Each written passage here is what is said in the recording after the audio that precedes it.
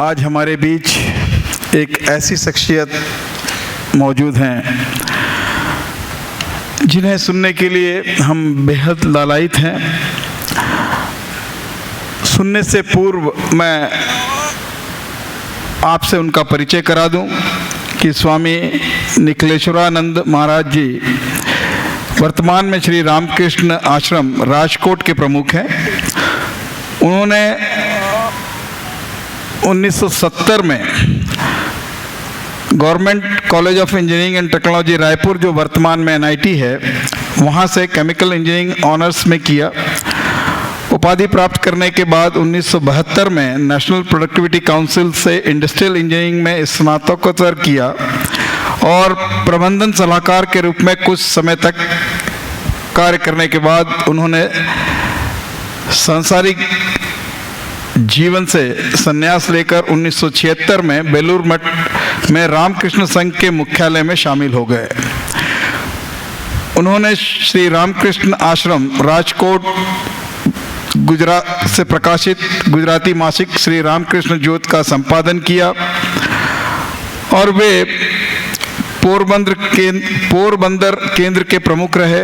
भूकंप पुनर्वास परियोजना के तहत पोरबंदर जिलों में 37 स्कूल के भवनों, 3 कॉलोनियों के निर्माण, विवेकानंद मूल्य शिक्षा व सांस्कृतिक संस्थान की शुरुआत में उनकी महत्वपूर्ण भूमिका थी और जिसका उद्घाटन 12 जनवरी 2006 को भारत के तत्कालीन राष्ट्रपति डॉक्टर APJ अब्दुल कलाम ने किया था। 2005 से 2017 तक वे वडोदरा केंद्र के प्रमुख थे।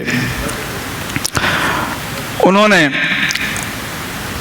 दिलाराम बंगला 1892 में स्वामी विवेकानंद के प्रयास से पवित्र स्वामी विवेकानंद स्मारक में परिवर्तित करने में महत्वपूर्ण भूमिका निभाई थी, जिसे गुजरात के तत्कालीन मुख्यमंत्री श्री नरेंद्र मोदी ने 18 अप्रैल 2005 को रामकृष्ण मिशन को सौंप दिया था। वे औद्योगिक घरानों, प्रबंधन संस्थानों, शैक्षणिक संस्थानों के में वेदांत सार्वभौमिक संदेश का प्रचार प्रसार करते आए हैं। उन्होंने हमारे देश और विदेश के प्रतिष्ठित विश्वविद्यालयों में हजारों छात्रों को संबोधित किया है, जिसमें हार्वर्ड विश्वविद्यालय भी शामिल है। उन्होंने कई प्रतिष्ठित कंपनियों, संगठनों व संघों को अपने व्याख्यान से आगे बढ़ने की प्रेरणा दी है, जिसमें GSFC limited, GMFC limited, Birla copper limited, Reliance limited, Tata chemicals limited, IIM Ahmedabad आदि के विभिन्न संस्थानों में विभिन्न विषयों पर व्याख्यान देते रहे हैं। उनकी पुस्तकें बेहद लोकप्रिय हैं। उनके YouTube चैनल में लगभग 2000 भाषणों का संकलन है। इसके अलावा वे विभिन्न विदेशों में, अमेरिका, कनाडा में आयोजित विश्व धर्म की संसद में बोलने हेतु आमंत्रित किया गया है। तो ऐसे व्यक्तित्व आज हमारे बीच हैं। वे आज आधुनिक मानव तनाव के मुक्ति का वो मार्ग, आज इस आधुनिक जीवन में जिसकी सबसे ज़्यादा ज़रूरत है, आज वो उस पर प्रकाश डालेंगे। मैं पूरे आदर व सम्मान के साथ आदरणीय स्वामी निखिलेश्वरानंद जी महाराज को आमंत्रित कर रहा हूँ। आदरणीय स्वामी जी।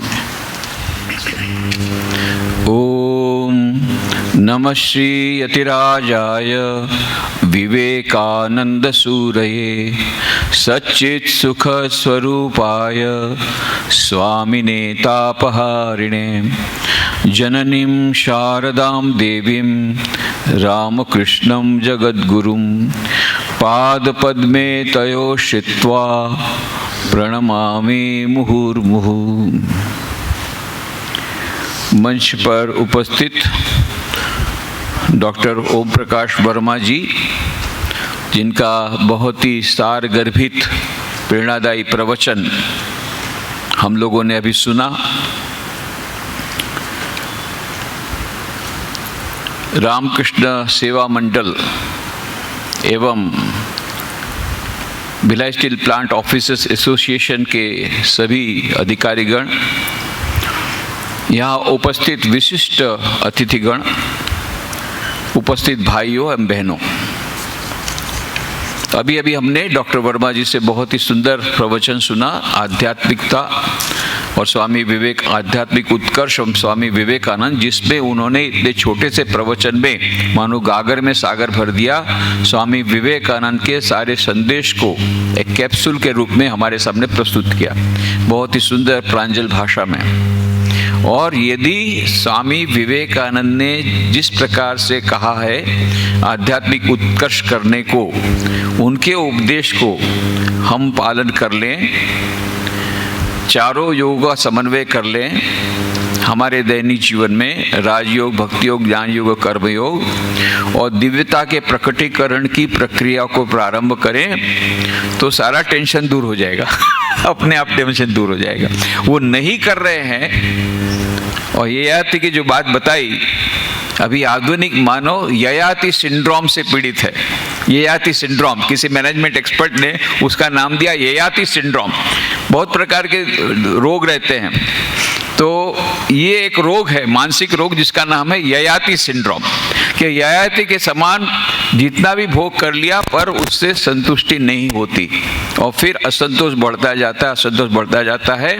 साइकोलॉजी की भाषा में नुगेन न्यूरोसिस का शिकार होता है, फिर ड्रग एडिक्शन आता है, फिर सिजोफ्रेनिया होता है, फिर सुसाइड होता है, आत्महत्या। ये प्रक्रिया चल रही है सारे। तो आज सारे भारत में ही नहीं, विदेश में विशेष करके एक बहुत बड़ी समस्या है stress management. Chicago based research corporation ने रिसर्च करके देखा 40% of the companies in America are having regular courses on stress management. करना पड़ रहा है उनको, सब एम्प्लॉइज बहुत सारे स्ट्रेस में है, रेगुलर कोर्सेज कर रहे हैं। और same thing is happening in India. अभी भारत में भी स्ट्रेस मैनेजमेंट के कोर्सेज चल रहे हैं। और आज मैनेजमेंट के क्षेत्र में फोर्थ वेव क्यों आ रही है? Fourth wave of management. First wave of management वो थी ब्रिटिश स्टाइल ऑफ मैनेजमेंट, जिसमें कि Taylor method of work measurement, method study, work study, ये सब चल रहे थे। ब्रिटिश लोगों का मैनेजमेंट था, उसको सब लोग फॉलो करते थे। Second wave of management was American style of management when Peter Drucker became the guru of all. Peter Drucker जैसे मैनेजमेंट गुरु आए और उनकी मैनेजमेंट फिलॉसफी को बड़ी बड़ी कंपनियां उसको फॉलो करने लग गई। ये सेकेंड वेव ऑफ मैनेजमेंट था। थर्ड वेव ऑफ मैनेजमेंट आई, वो थी जापानी style of management. When TQM, total quality management, zero defect, ये सब कंपनियों में लागू करना शुरू हुआ। ISO का स्टैंडर्ड वाला सब क्वालिटी कंट्रोल शुरू हुआ, जीरो डिफेक्ट के बारे में बातें शुरू हुई। ये थर्ड वेव ऑफ मैनेजमेंट। अभी फोर्थ वेव ऑफ मैनेजमेंट आ रही है धीरे धीरे। वो जो है that is Indian style of management based on Indian ethos. भारतीय संस्कृति एवं अध्यात्म पर आधारित चौथी वेव मैनेजमेंट के क्षेत्र में आ रही है। उसके बहुत सारे कारण हैं, उसमें मैं नहीं जाऊंगा क्योंकि हमारा अभी विषयांतर नहीं करना चाहता हूं, परंतु उसका एक कारण, मुख्य कारण है स्ट्रेस मैनेजमेंट। क्योंकि स्ट्रेस मैनेजमेंट के बहुत सारे उपाय जो मॉडर्न साइकोलॉजिस्ट बताते हैं, उसके अनुसार करने के बावजूद भी स्ट्रेस मैनेजमेंट ठीक से नहीं हो पा रहा। जैसे मॉडर्न साइकोलॉजिस्ट ने बताया कि देखिए भाई, आपके मन में स्ट्रेस क्यों आता है मालूम है? ये है कि आपने किसी भावनाओं को, अपनी जो इमोशंस है उनको आपने एक्सप्रेस नहीं किया, व्यक्त नहीं किया। तो ये जो भावनाएं हैं ये सबकॉन्शियस माइंड में जाती है, अचेतन मन में जाती है, वहाँ जा कर के बैठी रहती है। उसके कारण फिर स्ट्रेस होता है, और फिर स्ट्रेस से फिर स्ट्रेन होता है, और फिर जब स्ट्रेस होता है तो हमारी जो ब्रेन है उसमें 20% एक्स्ट्रा ब्लड उसको लगता है। वो या तो आता है हार्ट से और या पेट में से, स्टमक से में। तो या तो हार्ट प्रॉब्लम होता है स्ट्रेस होने से, या दूसरे सारे रोग आते हैं। तो और उसके बाद में स्ट्रेन आता है। तो ये सब क्यों आया? तो मॉडर्न साइकोलॉजी बोलते हैं इसलिए आया कि आपने भीतर की जो भावनाओं को उसको दबा के रखा। तो भावनाओं को व्यक्त कर दीजिए तो स्ट्रेस चला जाएगा। अरे भैया, भावनाओं के लिए व्यक्त करूंगा, मेरी नौकरी जाएगी, उसका क्या? अब मान लीजिए बॉस आपका वो जा रहा था घर से बाहर, अपना कंपनी के नौकरी के लिए जा रहा था। उस समय पत्नी ने झाड़ दिया अच्छी तरह से। अब पत्नी को तो कुछ बोल नहीं सकते हैं क्योंकि वो मायके चली जाएगी, खाना कौन बनाएगा, चिंता है। तो उसने क्या किया, ये जो भावनाएं थी वो भीतर में सबकॉन्शियस माइंड में चली गई। ये जो रिएक्शन कर नहीं पाए वो भीतर में थी। अब बॉस आकर के जितने सबऑर्डिनेट को राइट एंड लेफ्ट डांटना शुरू किया। अब ये लोग भी सोचते भाई ये सुबह से आकर के क्या शुरू किया, जबरदस्ती कुछ बिना कारण के अपना शुरू किया फायरिंग। और वो बोलते हैं कि भाई उनको लगता है कि we should pay back in the same coin, हमको भी उसका रिटेलिएशन करना चाहिए। और प्रॉब्लम ये है, रिटेलिएशन यदि करेंगे तो नौकरी जाएगी। तो फिर वो जो रिटेलिएशन करने की भावनाएं हैं, उत्कंठा है, उसको उन्होंने दबा दिया। वो सबकॉन्शियस माइंड में चली गई, वो जाकर के बाद में स्ट्रेस लाती है। तो बोले साइकोलॉजिस्ट बोलते हैं हम उसके लिए उपाय है, आपकी जो भावनाएं हैं उसको आप व्यक्त कर दीजिए। अरे भले आदमी, भावनाओं को व्यक्त करूंगा तो मेरी नौकरी जाएगी। तो बोले कोई बात नहीं, उसके पास हमारे पास सॉल्यूशन है। क्या सॉल्यूशन है? बोले आप बाजार में जाइए, वुडू डॉल्स खरीद कर लाइए। वुडू डॉल्स के साथ पिन भी आएगी, और फिर हेड डायरीज भी ले आइए, पंचिंग बैग भी ले आइए। फिर क्या कीजिए, आप अपने घर में आइए, खिड़की दरवाजे अपने रूम के बंद कर दीजिए, और टेबल पर वो वुडू डॉल का रख दीजिए, और फिर उस पर नाम लिख दीजिए अपने बॉस का, या अपनी सास का, या अपनी पत्नी का, या अपने पति का, जिस पर आप अपना गुस्सा निकालना चाहते हैं, जो भीतर में पड़ा हुआ है। उसके बाद में आप मारना शुरू करो उसको, बॉस को। तो 3 प्रकार की पिन है। ब्लू पिन है मारने के लिए, और सीरियस इंजरी करना है तो ब्लैक पिन भी है, और रेड पिन है वो मर्डर करने के लिए। रेड पिन दिया, बॉस वहीं मर्डर हो गया। और बॉस जब मर्डर हो गया, या सास जब मरी गई, या फिर पत्नी मर गई, तो एकदम चैन की सीन, आप सो जाएंगे, कोई ट्रैंक्विलाइजर नहीं लगेगा। बहुत अच्छा सॉल्यूशन है। प्रॉब्लम यह है कि दूसरे दिन फिर बॉस अपनी सीट पर बैठा है, उसका क्या करूं? कमरे में तो मैंने बॉस को मार डाला, मर्डर कर दिया, तो शांति मिल गई, पर दूसरे दिन फिर बॉस, फिर वही फायरिंग। तो ये जितने हैं टेम्परेरी सॉल्यूशन है। इसीलिए परमानेंट सॉल्यूशन जो है स्ट्रेस मैनेजमेंट का, वो है योग और ध्यान। इसलिए आप सब जगह बड़ी बड़ी कंपनियों में मेडिटेशन, माइंडफुलनेस, ये सब टेक्निक्स वहाँ पर उसके लिए क्लासेस होती है, उसकी ट्रेनिंग प्रोग्राम्स होते हैं, रेगुलर मेडिटेशन क्लासेस होती है, रेगुलर योग करते हैं। अध्यात्म की ओर धीरे धीरे आ रहे हैं। बड़ी बड़ी कंपनियां अमेरिका में और इंग्लैंड में, हॉलैंड में, ये सब जगह पर कंपनियां अभी स्ट्रेस मैनेजमेंट के लिए Indian style of stress management अपना रही है। इसीलिए धीरे धीरे और भी बहुत सारे कारण हैं, 4th वेव ऑफ मैनेजमेंट आ रही है। तो यह एक मानो इस प्रकार का स्ट्रेस का माहौल बन गया है, सभी लोग टेंशन में हैं। एक पुस्तक प्रकाशित हुई है, पुस्तक का नाम है फाइनल एक्सिट। अभी पुस्तक भी एक्सिट हो गई। बहुत प्रयत्न करने के बाद एक कॉपी मुझे देखने को मिली एक बुक फेयर में। मैं जानना चाहता था भाई इतनी बिक रही है, हॉट सेल पूरा इतनी सारी बिक रही है, इसकी बिकमिंग बेस्ट सेलर, तो बात क्या है? तो किताब का नाम है फाइनल एक्सिट। किताब भी एक्सिट हो गई, मुश्किल से 1 मिली कॉपी। उसमें क्या लिखा है? हाउ टू कमिट सुसाइड, आत्महत्या कैसे करना, इसके विभिन्न उपाय बताए हैं, अलग अलग प्रकार।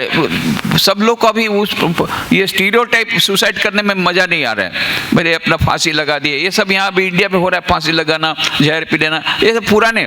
नए नए मेथड, गार लेकर के सामने से टकरा दो, अच्छी तरह से मरो जाओ। सुसाइड करने के तरीके बताए और बहुत बिक रही है। फ्रांस की जो बेस्ट सेलर किताब का नाम है सुसाइड यूजर्स मैनुअल,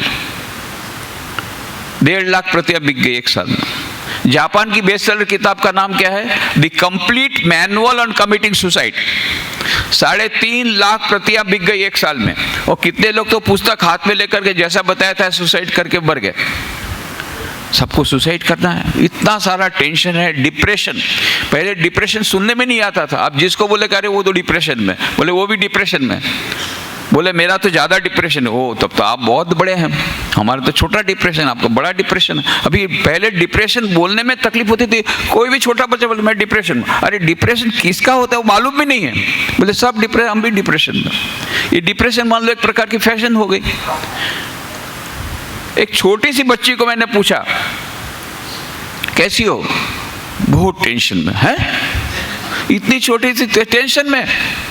अरे तेरे दादा दादी का टेंशन मैं समझ सकता हूँ, क्योंकि कब ओल्ड एज होम में डाल देंगे कुछ पता नहीं। आजकल वृद्धाश्रम बहुत बढ़ रहे हैं, भारत में भी बढ़ रहे हैं, पहले अमेरिका में बढ़े, तो दादा दादी थोड़े टेंशन में रहते हैं कि भाई कब हमको ओल्ड एज होम में डाल देंगे, यहाँ से निकलना पड़ेगा, बच्चों का मुख भी नहीं देख पाएंगे, वो थोड़ा टेंशन में है, हम समझ सकते हैं।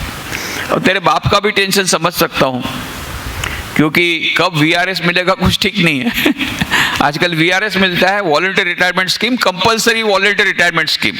इसके पहले वीआरएस लोगे तब बेनिफिट मिलेगा, नहीं तो नहीं मिलेगा। तो कंपलसरी वॉलंटरी रिटायरमेंट स्कीम कब आएगा, उसका टेंशन है। फिर बॉस का टेंशन तो है ही है। फिर आजकल जो लोग मार्केटिंग में हैं उनको तो कितना सारा target every 15 minute boss phone करता है, कितना टारगेट हुआ, टारगेट का टेंशन। फिर बॉस का टेंशन, बॉस को हैंडल करना, इधर कलीग्स को हैंडल करना, पीयर प्रेशर। ये तो बाप का तो मैं टेंशन समझ सकता हूँ, तुम्हारी माँ का भी टेंशन मैं समझ सकता हूँ, क्योंकि सास का मैनेजमेंट करो, फिर फाइनेंशियल मैनेजमेंट करो, इतने रुपए में चलाना पड़ेगा, और बच्चों का मैनेजमेंट बहुत कठिन। आजकल के बच्चों का मैनेजमेंट बहुत कठिन। मेरे पास 15 साल पहले माँ बाप आते थे, उनकी एक ही कंप्लेन थी, आजकल के बच्चे लोग सुनते नहीं हैं, ओबीडियंस नहीं है। अरे हम भी तो बच्चे थे, पर हम तो ऐसे डिसोबीडियंट नहीं थे, बच्चे बात ही नहीं सुनते हैं। और 5 साल पहले क्या हुआ, माँ बाप बोलते हैं सुनते तो नहीं है, पर अभी तो हमको हुक्म करते हैं, आदेश करते हैं, उल्टा हमको सिखाते हैं। जनरेशन गैप इतनी बढ़ गई। और अभी लेटेस्ट पोजीशन ये है कि माँ बाप बोलते हैं हमको बहुत डर लगता है बच्चों से। क्यों? छोटी सी बात कह दी और सुसाइड कर दिया तो बदनामी हो जाएगी समाज में। छोटी सी बात, कितनी छोटी छोटी बात बच्ची को कहा, 11th स्टैंडर्ड में पढ़ती थी, नहीं स्मार्टफोन नहीं मिलेगा, सुसाइड। छोटी छोटी बात सुसाइड, ब्रेकअप हो गया सुसाइड। बच्चों से माँ बाप घबराते हैं, अभी ऐसी स्थिति आ गई। तो जो भी होगा, माँ का भी टेंशन मैं समझ सकता हूँ। और सबसे बड़ा तो माँ का टेंशन है, काम वाली नहीं मिलती है। भिलाई की बात मुझे नहीं जानता हूँ, पर बाकी सब जगह तो सबसे बड़ा प्रॉब्लम बहनों को है। कई बहनें तो कहती है स्वामी जी हमको लेक्चर नहीं चाहिए, हमको काम वाली दे जाइए बस, हमको और लेक्चर, हमारा टेंशन वैसे ही दूर हो जाएगा। भैया मैं काम वाली कहाँ से लाऊं? बोले कैसी काम वाली चाहिए? बोले हमको ऐसी काम वाली चाहिए झटपट काम करे, एकदम बहुत स्मार्ट होनी चाहिए। दूसरा, बुद्धिमान होनी चाहिए, इशारे में समझे। तीसरा, सामने कभी नो बोले, ओबीडियंट होनी चाहिए, जैसा बोलेंगे ऐसा करेगा, एक भी बार बात सामने बोलेगी नहीं। चौथा, 365 दिन में एक भी दिन छुट्टी नहीं लेनी चाहिए। और पांचवा, कम से कम सैलरी ले। ऐसी नौकरानी मिलती नहीं है। जो भी हो, तेरे माँ का मैं टेंशन समझ सकता हूँ, तेरे बड़े भाई का टेंशन समझ सकता हूँ। 12th साइंस में, 12th साइंस मतलब इतना सारा टेंशन हो जाता है 12th साइंस में। हम लोग स्पेशल प्रोग्राम करते हैं वहाँ पर राजकोट में, how to overcome tension of board examination. उसके कोर्स हम लोग जब मार्च महीना आता है तो जनवरी से हमारे कोर्सेज शुरू हो जाते हैं भाई। इतना सारा टेंशन उनको हो जाता है। तो मैं बोला, तेरे को काहे का टेंशन है? वो छोटी बच्ची बोलती है, स्वामी जी मैं सीनियर केजी में हूँ। पिछले वर्ष जूनियर केजी में थी तो फर्स्ट क्लास फर्स्ट आई थी। अभी मम्मी ने कहा है इस बार भी फर्स्ट क्लास फर्स्ट आना है, इसलिए बहुत टेंशन में हूँ। ये कंपटीशन की ऐसी भावना आ गई, छोटे बच्चों पर ऐसा प्रेशर डालते हैं कि अरे पास वाले बच्चों को 97% मिला, तुझे क्यों 96% मिला है? वो इतना सारा टेंशन। और मैं सच्ची हकीकत बताता हूँ, कुछ वर्ष पहले की बात है, मैं जब पोरबंदर में था तो पोरबंदर नया आश्रम बन रहा था, तो हमारे राजकोट के एक एग्जीक्यूटिव इंजीनियर रिटायर्ड, वो सेवा देने के लिए हमारा कंस्ट्रक्शन का काम देखते थे। एक बार अचानक मैं, स्वामी जी मुझे आज ही जाना पड़ेगा राजकोट। क्या हो गया? अरे बोले मेरी पोती बीमार है और बहुत सीरियस है। मतलब जाइए जाइए जल्दी जाइए। फिर उसके बाद में वापस लौटे तब पता पड़ा कि पोती को एक बुखार आ गया था। किसी प्रकार से वो बुखार जा नहीं रहा था। उन्होंने सब टेस्ट कराए, सब टेस्ट नेगेटिव है, तो बुखार काहे का है? आखिरी में ले गए साइकोलॉजिस्ट के पास। तो साइकोलॉजिस्ट ने कहा कि आप लोग जाइए बाहर, मैं उसके साथ बात करना चाहता हूँ। तो बातचीत करते करते करते उनको पता पड़ा कि क्या हो सकता है। तो उसने फिर कहा बच्ची को, जो कुछ है सच बच बता दे। तो फिर नहीं बोल रही थी, एक तमाचा लगाया जोर से उसको, जल्दी से बोल नहीं तो दूसरा तमाचा लगाऊंगा। तब उसने बोल दिया। हुआ था क्या कि वो एक बार वो होमवर्क नहीं किया था उसने। तो जब वो जिस स्कूल में पढ़ते थे, हाई फाई स्कूल थी, तो वहाँ पर ये नियम था कि यदि कोई होमवर्क करके नहीं आएगा तो उसको उसकी नोटबुक रहती थी अलग, उसमें अपने पेरेंट्स का सिग्नेचर करके लाना पड़ता था कि आपकी बच्ची ने होमवर्क नहीं किया है, उस पर सिग्नेचर करो, उसको कंट्रोल करो। अब ये बच्ची वहाँ पर यदि स्कूल में जाएगी तो टीचर बोलेगी कि ये सिग्नेचर करा के ले आओ माता के पास से। तो और फिर माता के पास जाएगी तो माता मारेगी, टीचर के पास जाएगी टीचर मारेगी। तो टीचर का मार खाऊं या मम्मी का मार खाऊं, टीचर का मार खाऊं न मम्मी का मार खाऊं, ये सोचते सोचते बुखार आ गया। ये बुखार जा नहीं रहा था। तब इन्होंने बुलाया माँ बाप को कि काउंसलिंग की इसको जरूरत नहीं, काउंसलिंग आपको जरूरत है। कि आप लोग इतना प्रेशर छोटे बच्चों पर डालते हैं कि उसको बुखार आ जाता है। ये आज की स्थिति है, कितनी जगह पर ऐसा हो रहा है। तो ये टेंशन का युग क्यों आया कि हम लोग अननेसेसरी टू मच कंपटीशन में चले गए। और जैसा डॉक्टर ओम प्रकाश वर्मा का ययाति सिंड्रोम, और चाहिए, सबसे बड़ा रुपया बाबा, सबसे बड़ा रुपया, कंज्यूमरिज्म आ गया, उपभोक्तावाद। और अभी ऑक्सफोर्ड डिक्शनरी एक नया शब्द ऑक्सफोर्ड डिक्शनरी ने डाला है, उसका वो है एफ्लुएंजा।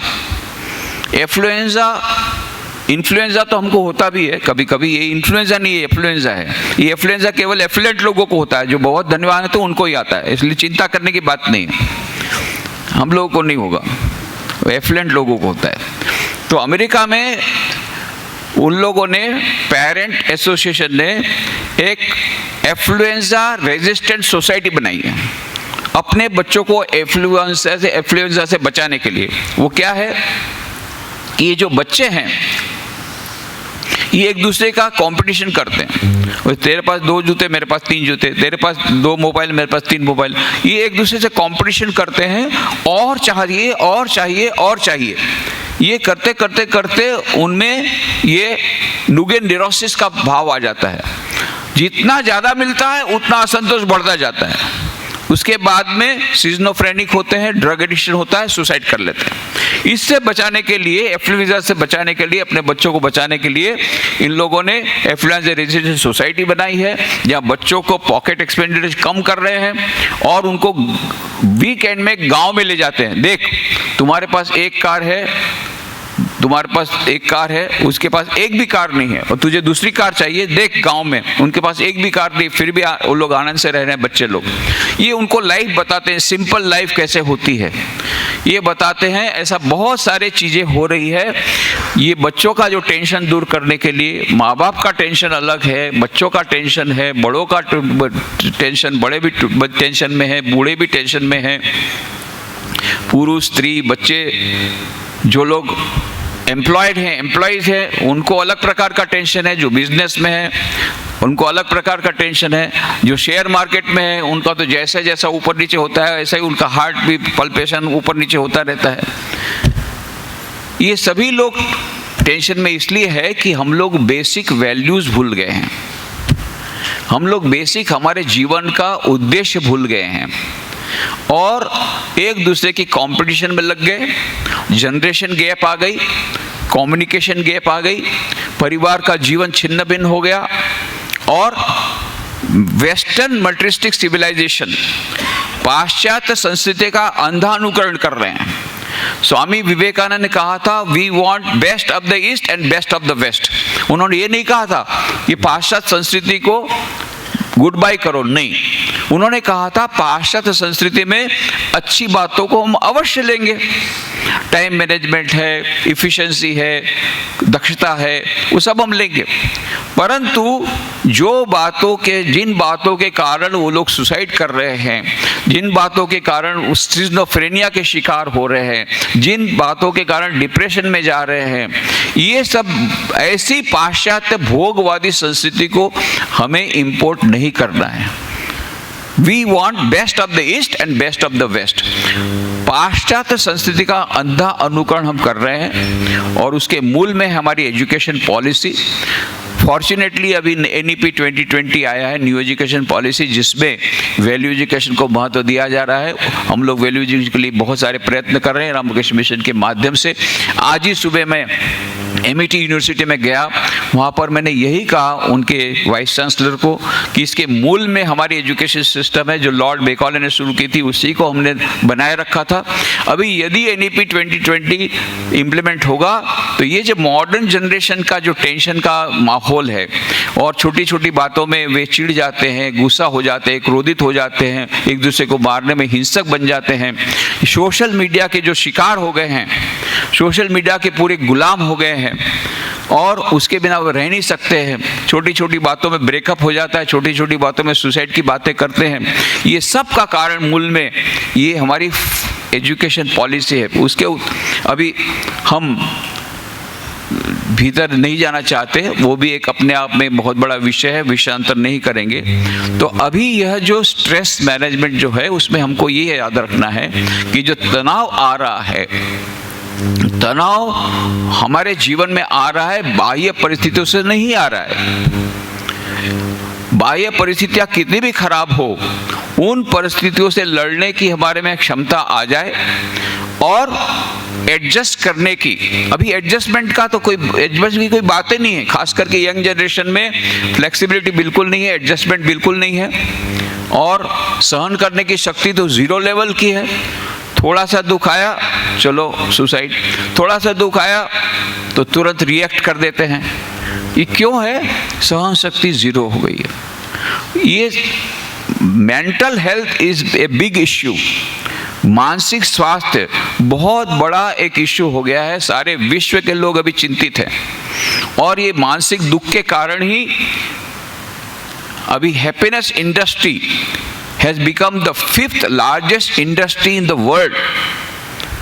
हैप्पीनेस इंडस्ट्री, सब लोग इतने दुखी हैं, टेंशन में हैं कि सुख कैसे प्राप्त करें, शांति कैसे प्राप्त करें, इनसे लेकर के जो किताबें प्रकाशित हो रही, इनको लेकर के जो प्रोग्राम्स हो रहे हैं, ट्रेनिंग प्रोग्राम्स हो रहे हैं, इनको लेकर के जो इन्वेस्टमेंट हो रहे हैं, इनके लेकर के जो योग के जो बेड्स वगैरह हो रहे हैं, जो मेडिटेशन के लिए जो फैसिलिटीज बढ़ रही, इन सब को मिला करके हैप्पीनेस इंडस्ट्री और mental health industry is the 5th largest industry, जिसमें होलिस्टिक हेल्थ की बात है, जिसमें mental health has become a big issue, depression has become a big issue, ये सब है। तो इसके लिए हमारे पास समाधान है भारतीय आध्यात्मिक संस्कृति में। यदि हम अपने जीवन के दर्शन को ठीक से रखेंगे, जैसा डॉक्टर ओम प्रकाश वर्मा जी ने बहुत सुंदर तरह समझाया, स्वामी विवेकानंद ने कहा था प्रत्येक मनुष्य के भीतर में दिव्यता सुसुप्त रूप से विराजमान है, मनुष्य जीवन का लक्ष्य है उस अंतर्निहित दिव्यता को अभिव्यक्त करना। तो 4 में से कोई 1, 2, 3 अथवा 4 युगों के समन्वय से उस अंतर्निहित दिव्यता को अभिव्यक्त करना ही मनुष्य जीवन का लक्ष्य है और यही धर्म का सर्वस्व है। तो राजयोग, भक्ति योग, ज्ञान योग और कर्म योग, ये चारों का समन्वय यदि हम करते हैं दैनिक जीवन में, तो क्या होगा, दैनिक जीवन में सुख शांति मिलेगी और शाश्वत सुख और शाश्वत शांति का मार्ग भी प्रस्तुत हो जाएगा, प्रशस्त हो जाएगा, यदि हम चारों योगों का समन्वय अपने जीवन में करते हैं। तो ये change of attitude of mind, हमारे दृष्टिकोण को बदलना है। उसी से हम ये जो हमारी बाह्य परिस्थितियों की जो चैलेंजेस है, आज के जो मॉडर्न वर्ल्ड के हमारे जो आधुनिक युग की जो चैलेंजेस हैं, जो बहुत सारी समस्याएं हैं, उनसे हम लोग निपट सकेंगे। अभी स्ट्रेस मैनेजमेंट के कुछ मंत्र मैं संक्षेप में देने का प्रयत्न करूंगा, तो क्योंकि याद रख सकते हैं इसलिए, ABCD तो सबको याद है, इसके लिए याद कर सकते हैं आप। तो नंबर A, स्ट्रेस मैनेजमेंट का जो पहला मंत्र ए में ए का मतलब क्या होता है, एनालाइज योर प्रॉब्लम्स, अपने समस्याओं का विश्लेषण करें। आधुनिक मनोवैज्ञानिक कहते हैं कि 90% of our worries are imaginary. हमारी जितनी चिंताएं हैं, हाय हाय ऐसा होगा तो क्या होगा, ऐसा होगा तो क्या होगा, ये जितनी चिंता है, कोरोना जब आया तो कितने लोग कोरोना से मरे और कितने लोग कोरोना के डर से मरे। कोरोना के डर से मर गए कि हाय है क्या होगा, कोरोना होगा तो 90% of our worries are imaginary. 90% हमारी चिंता है काल्पनिक है, और इसीलिए एनालाइज करना चाहिए सचमुच में क्या है।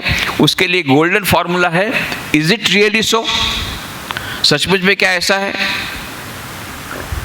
मेरे बच्चे को 12th साइंस में बहुत कम नंबर मिले हैं, ज़्यादा नंबर नहीं मिले, इसलिए अब उसका भविष्य अंधकार में है, उसका जीवन भी अंधकार में है। तो इसलिए मेरा भी जीवन अंधकार में है और मेरा भी भविष्य अंधकार में है। ये स्टेटमेंट है, ये हम बोल रहे हैं अभी।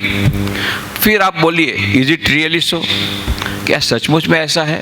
क्या केवल 12th साइंस में नंबर कम होने से क्या सारा जीवन बदल गया, सारा जीवन बर्बाद हो गया? तो क्या 12th साइंस में नंबर नहीं कम होने से मान लो उसको मेडिकल नहीं मिलेगा, एलोपैथी नहीं मिलेगा तो आयुर्वेदिक मिल सकता है, होम्योपैथी क्या मिल सकता है? कई रास्ते खुले हैं, सब रास्ते बंद हो गए ऐसा नहीं है। हाँ, जो हम सोच रहे थे वो नहीं हुआ, पर उसके बहुत सारे विकल्प हैं। ऐसा हम एनालाइज करेंगे, इज इट रियली सो, तो देखेंगे it is not really so. जब हम चिंतन करेंगे तो पता पड़ेगा इज इट नॉट, तो रैशनल थिंकिंग करना पड़ेगा, इज इट रियली सो, सचमुच में क्या ऐसा है? तब देखेंगे नहीं, ये हमारी जो चिंता थी, हमारी जो कल्पना, वो पूरी कल्पना थी, हमारी जो चिंता थी।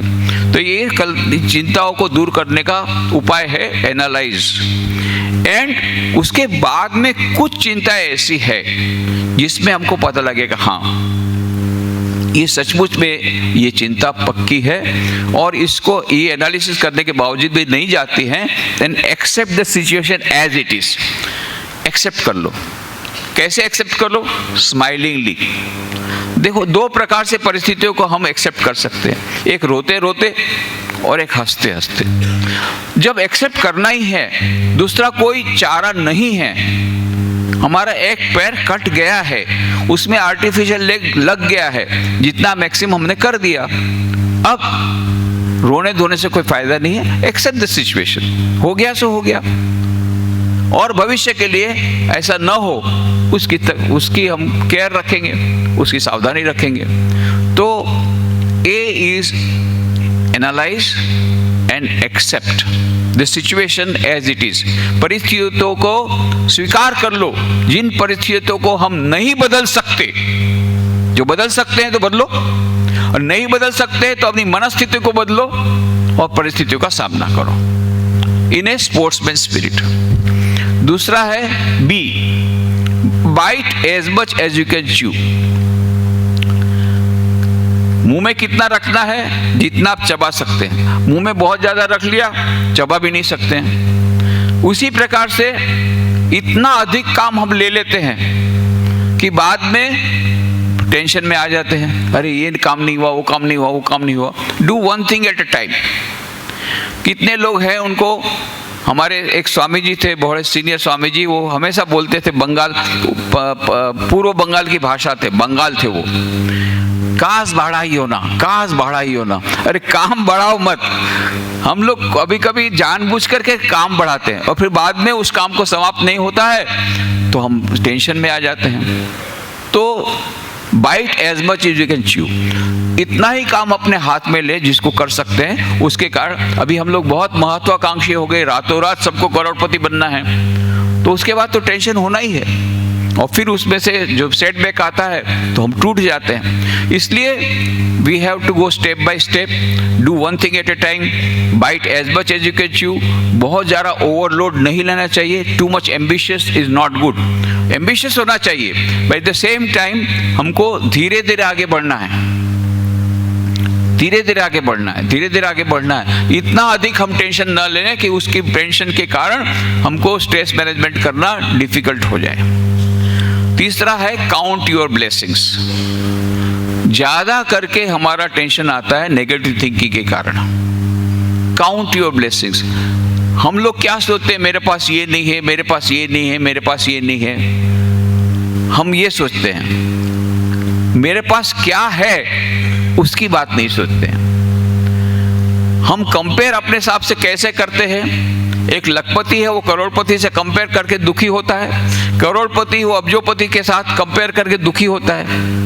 परंतु यदि एक लखपति एक जिसके पास लाख रुपया नहीं है उसके साथ कंपेयर करेगा तो बोले हाँ मेरे पास भले रुपया ज्यादा नहीं है पर इतना तो है कि मैं 2 टाइम खा सकूं। ये है काउंट योर ब्लेसिंग्स। जो हमारी सिचुएशन है, हमारी कितनी काउंट योर ब्लेसिंग्स है।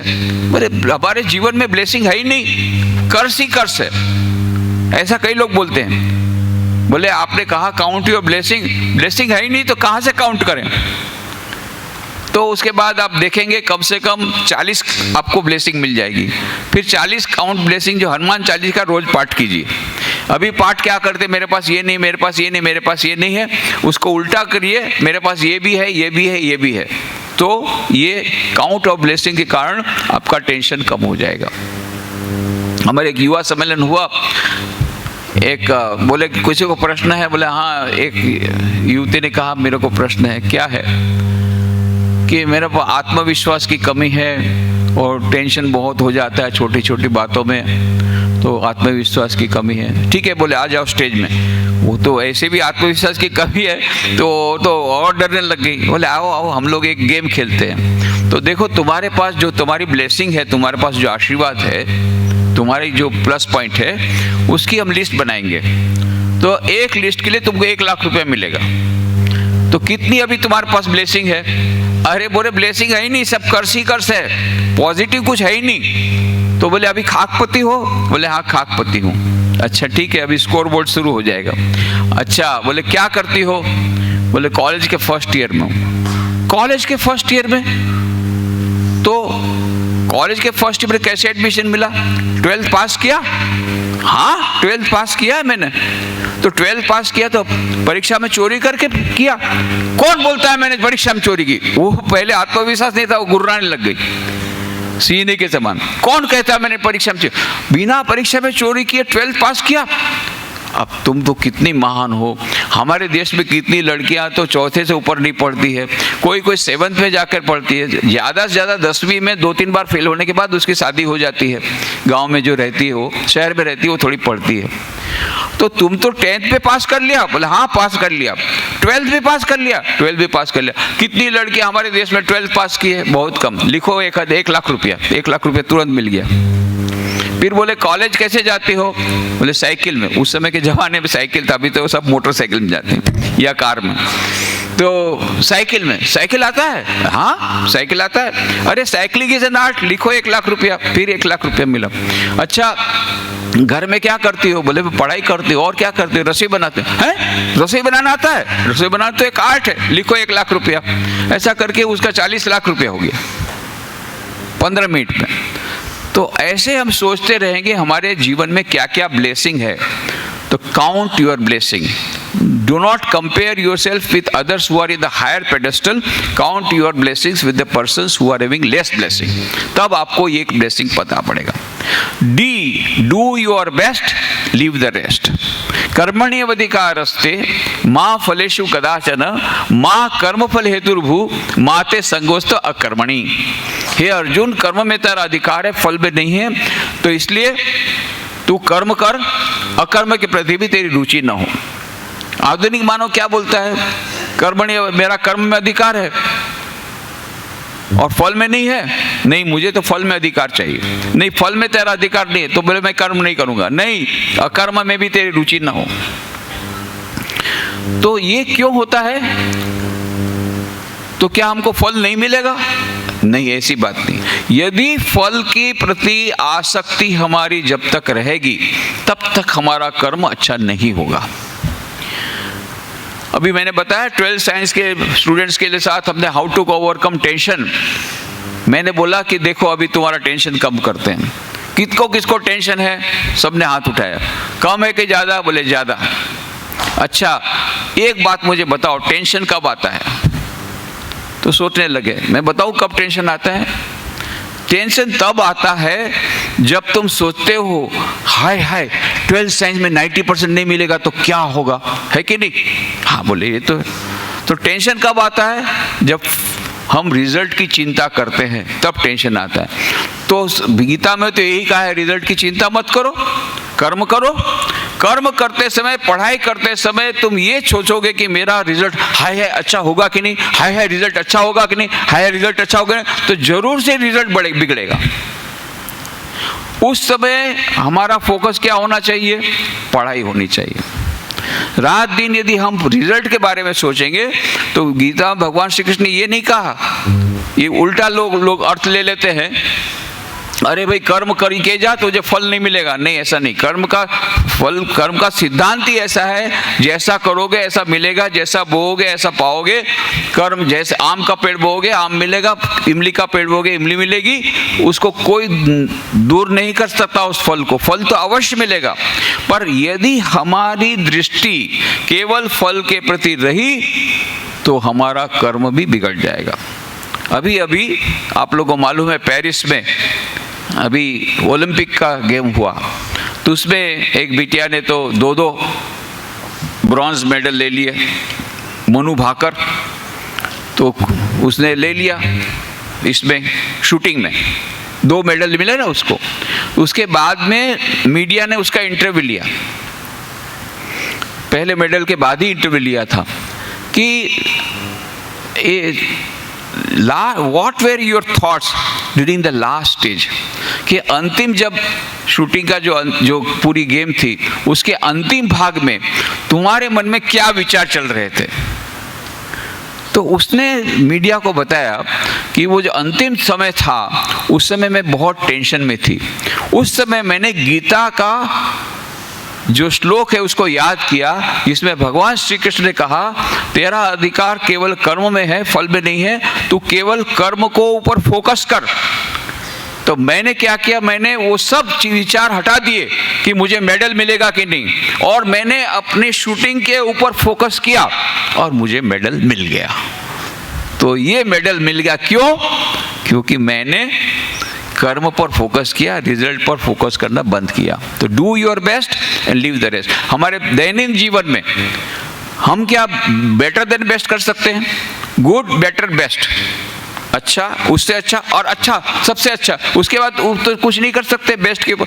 You try to do your best and leave the rest. फिर जो होगा उसको स्वीकार करो। हमको सेटिस्फेक्शन होगा कि आई ट्राइड माय बेस्ट, फिर जो रिजल्ट है उसको स्वीकार कर लो। तो टेंशन जो आता है वो रिजल्ट के कारण आता है, रिजल्ट की चिंता के कारण आता है। तो रिजल्ट की चिंता मत करो, कर्म में फोकस करो, तो रिजल्ट और भी अच्छा बेहतर होगा। E is for emotional quotient, emotional intelligence. Daniel Goleman ने 1991 में रिसर्च करके कहा EQ is more important than IQ, emotional intelligence ये ज़्यादा जरूरी है। Emotional intelligence means the capacity of controlling our emotions, the capacity of controlling our mind, controlling our anger, controlling empathy, sympathy को लाना और दूसरे भावनाओं को से अपने आप को बचाना, ये सब इमोशनल इंटेलिजेंस के अंदर में आते हैं। उसके लिए बेस्ट उपाय है meditation.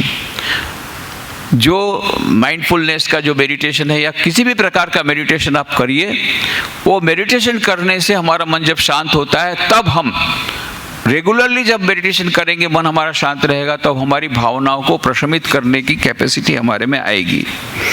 F, face the ब्रूट्स, Swami Vivekananda का मंत्र है। स्वामी विवेकानंद जब परिव्राजक रूप में घूम रहे थे सारे भारत में, अमेरिका जाने के पहले, तो जब बनारस में गए माँ दुर्गा देवी के मंदिर में, तो वहाँ से वापस लौट रहे थे, तब देख कुछ बंदर, बड़े बड़े काले मुंह वाले, जिसको हम हनुमान कहते हैं, ऐसे कुछ बंदर उनके पीछे पड़ गए। अब स्वामी जी डर गए, भागने लगे। स्वामी जी आगे भाग रहे, पीछे बंदर भाग रहे हैं, आगे स्वामी जी आगे भाग रहे, पीछे बंदर भाग रहे हैं। एक तरफ तालाब था, दूसरी तरफ बड़ी दीवार थी, तो और कहीं जा नहीं सकते, आगे आगे भाग रहे थे। दौड़ते दौड़ते थक गए, अब करेंगे क्या? उसी समय एक वृद्ध सन्यासी ने चिल्ला करके कहा, ए, डरो मत, बंदर का सामना करो। जब उन्होंने ये सुना तो एकदम से ऐसे खड़े हो गए और फिर पीछे घूमकर देखा, और उनके हाथ में लाठी थी, ऐसे ही घुमाया, सब बंदर भग गए। फिर स्वामी जी ने अमेरिका के अपने लेक्चर में कहा था, that day I learn one of the greatest lessons of my life. वो क्या लेसन था? फेस द ब्रूट्स, बंदरों का सामना करो, मुसीबतों का सामना करो। जीवन में मुसीबतें तो आएगी ही, जीवन का दूसरा नाम मुसीबत है, जीवन का दूसरा नाम समस्या है। खेतड़ी के महाराजा अजीत सिंह जी ने एक बार उनको पूछ दिया, Swami ji what is life? Swami ji ने उत्तर दिया तुरंत, my dear prince, life is nothing but the struggle of a being under the circumstances trying to press it down. Maharaja, यह जीवन संघर्ष है। किसके विरुद्ध संघर्ष? जो परिस्थितियां हमको दबा देना चाहती है, उसके विरुद्ध संघर्ष है। तो परिस्थितियां विपरीत आएगी, जीवन में समस्याएं आएगी, जीवन का दूसरा नाम समस्या है, पर उन समस्या से हमको घबराना नहीं है। यदि घबराएंगे तो समस्या और हमारे पीछे पीछे आती जाएगी बंदर के समान, पर हम बहादुरी पूर्वक समस्या का सामना करेंगे तो मुसीबतें सब भाग जाएगी। एक बहुत बड़ा लेसन स्वामी विवेकानंद को मिला, फेस द ब्रूट्स। दूसरा है फॉरबियरेंस। माँ शारदा देवी कहती, श्री रामकृष्ण कहते थे, जो सहता है वो रहता है, जो नहीं सहता वो नहीं रहता है। माँ शारदा देवी कहते बाकी सब अक्षर एक एक है, क ख ग, पर एक अक्षर 3 बार आता है, स श श। सहन करो, सहन करो, सहन करो। आज हमारे जीवन में तनाव है, आज हमारे जीवन में डिप्रेशन वगैरह सब बच्चों में आ रहा है। ये सब का एकमात्र कारण हमारी सहन शक्ति बहुत कम हो गई है। जापान में ओसोन नाम के प्रधानमंत्री थे, वो बहुत वृद्ध थे, उनका एक संयुक्त परिवार था, उसमें 200 से अधिक लोग रहते थे, और ऐसा कहा जाता था उस परिवार में इतनी शांति है कि उनके जो कुत्ते हैं वो भी झगड़ते नहीं हैं। नहीं तो कुत्ते तो रात को भौंकने के सिवा कुछ दूसरा कर नहीं सकते, पर ये कुत्ते भी नहीं बोलते, झगड़ते हैं, ऐसी बात थी। तो जो उस समय के 17वीं सेंचुरी की बात है, 17वीं शताब्दी की मैं बात बोल रहा हूँ, उस समय जो एम्परर थे जापान के, वो गए ओसोन के पास, प्रधानमंत्री के पास, कि हमारे छोटा छोटा परिवार होता है, फिर भी हमारे परिवारों में कितना झगड़ा सब होता रहता है, अशांति रहती, और आपका इतना बड़ा संयुक्त परिवार, फिर भी इतना आपके परिवार में इतनी शांति है। तो ये परिवार में शांति लाने का कोई मुझे आप 100 सुनहरे सूत्र दे दीजिए। ये जो 100 आप सुनहरे मंत्र अब देंगे, वो उसको मैं सारे जापान में सभी लोगों को बताऊंगा कि ये 100 मंत्रों के कारण आपके जीवन में, आपके परिवार में भी शांति आ जाएगी। तो उसने कहा ठीक है, मुझे कागज दीजिए, पेंसिल दीजिए। तो उन्होंने 100 मंत्र लिख दिए। किस मंत्र? सक्सेस मंत्र for bringing harmony in families. परिवार में शांति लाने के लिए सफलता के सूत्र, 100 सूत्र उन्होंने लिखे। कौन कौन से सूत्र थे? सहन करो, सहन करो, सहन करो, सहन करो, सहन करो, सहन करो। 100 बार लिखा था, सहन करो। यही एकमात्र गोल्डन फॉर्मूला है हमारे जीवन में, हमारे परिवार में शांति लाने का, हमारे जीवन में से हमारे जीवन में से तनाव को दूर करने का। तो face the brutes, forbearance, forget and forgive, हुआ बीतीता ही बिसार दे, आगे की सुध ले। इस प्रकार से, और तो बहुत सारा है, मेरा समय पहले ही हो चुका है, बहुत ज़्यादा हो चुका है। तो ये मैंने थोड़े से संक्षेप में हमारे दैनिक जीवन में जो तनाव आता है, सबके जीवन में तनाव है, थोड़ा है, ज़्यादा है, कभी कभी ज़्यादा आता है, कभी कम आता है, पर उसके जो मूलभूत कारण के बारे में हम लोगों ने चर्चा की और बहुत सिंपल सूत्रों के द्वारा हमने जाना कि किस प्रकार से हमने दैनिक जीवन में ये स्ट्रेस मैनेजमेंट कर सकते हैं। बड़ी बड़ी कंपनियों के लिए भी स्ट्रेस मैनेजमेंट को उपाय है, उसमें अभी ध्यान और स्पिरिचुअलिटी और योगा को ध्यान साथ दे रहे हैं। साथ साथ में वेदांत की बातें भी वहाँ बता रहे हैं, जिसमें कर्म को इस प्रकार से पूजा में परिणत किया जाता है और फल की जो टेंशन है, फल का जो टेंशन है, उसको दूर करने का प्रयत्न किया जाता है। ऐसे बहुत सारे उपायों के द्वारा अभी बड़ी बड़ी कंपनियों में भी स्ट्रेस मैनेजमेंट हो रहा है। तो हम अपने दैनिक जीवन में इस प्रकार से आध्यात्मिकता को अपना करके, विशेषतः जो बात डॉक्टर ओम प्रकाश वर्मा ने विस्तार से कही है, वही उसका सार यही है कि हमारे दैनिक जीवन में यदि आध्यात्मिकता को हम स्थान देंगे, चारों योगों का समन्वय करेंगे और इन कुछ बातों को अपने साथ रखेंगे, तो हमारे दैनिक जीवन का टेंशन कम होगा और टेंशन आएगा, उसको फेस करने की भी हमारे में हिम्मत आएगी। हमारे भीतर में आध्यात्मिक शक्ति जो आएगी, आध्यात्मिक हमारी जो प्रगति होगी, आध्यात्मिक प्रगति की एक सबसे बड़ी निशानी ये है कि जीवन में समस्याओं के साथ जूझने की कितनी हिम्मत आप में आई है। वही एक पैरामीटर है टू जज whether spiritually you are evolving और नॉट।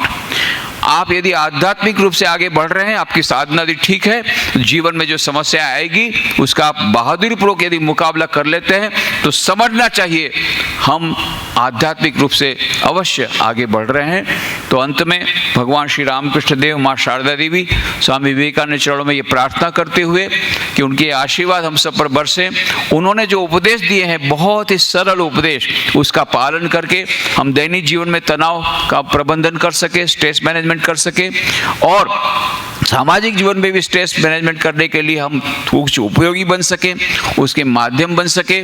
सारे विश्व में शांति आए। सर्वे भवन्तु सुखिनः, सर्वे सन्तु निरामया, सर्वे भद्राणि पश्यन्तु, माँ कश्चित् दुःखमाप्नुयात्। इस प्रकार की परिस्थिति सारे विश्व में आए, सभी लोग सुखी रहे, सभी शांति में रहें, इस प्रकार की परिस्थिति उत्पन्न हो, ऐसी प्रार्थना उनके चरणों में करते हुए आयोजकों को बहुत बहुत धन्यवाद देते हुए कि मुझे यह अवसर प्रदान किया आप सबके साथ बातचीत करने का, और आप सबके भीतर में जो दिव्य चेतना विराजमान है उसको प्रणाम करते हुए मेरी वाणी को विराम देता हूं। धन्यवाद।